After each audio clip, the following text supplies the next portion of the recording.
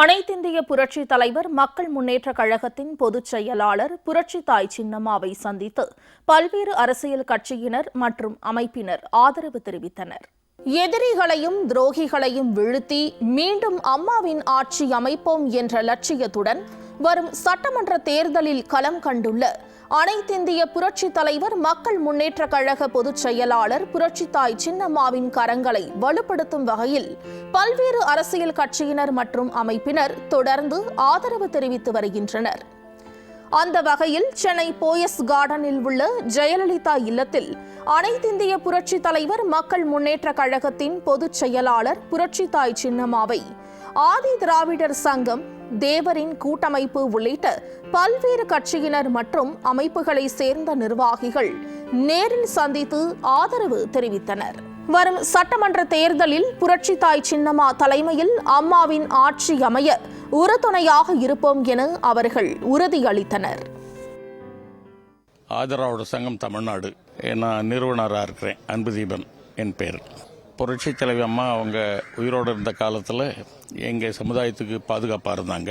அதுக்கு பின்னால் இப்போ அந்த எழுச்சி பயணத்தை அம்மா அவங்க சின்னம்மா அவங்க துவக்கி இருக்கிறதுனால அவங்களோட சேர்ந்து பயணிக்கணும், இப்போ இந்த எங்கள் மக்களுக்கு ஒரு பாதுகாப்பாக இருக்கும் அப்படிங்கிற நோக்கத்தில் நாங்களும் துணை நின்று ஆதரவு தெரிவிக்க முடிவு பண்ணியிருக்கிறோம். இந்த இயக்கம் சம்பந்தமாக போட்டியிடக்கூடிய அத்தனை வேட்பாளர்களுக்கும் நாங்கள் எங்கள் மக்கள் மத்தியில் வாக்கு சேகரித்து வெற்றி பெற செய்வதற்கு ஆவணம் செய்கிறோம்.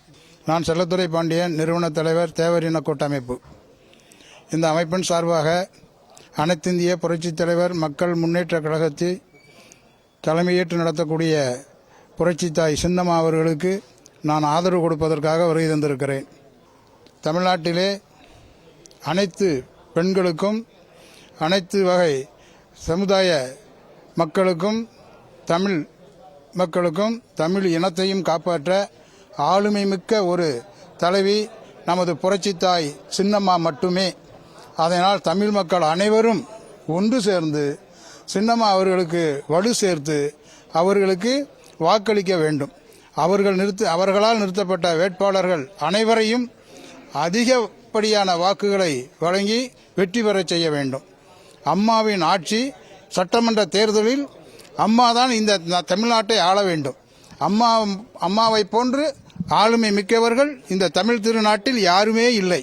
சின்னம்மா வாழ்க, சின்னம்மா வாழ்க, சின்னம்மா தான் அடுத்த முதலமைச்சர்.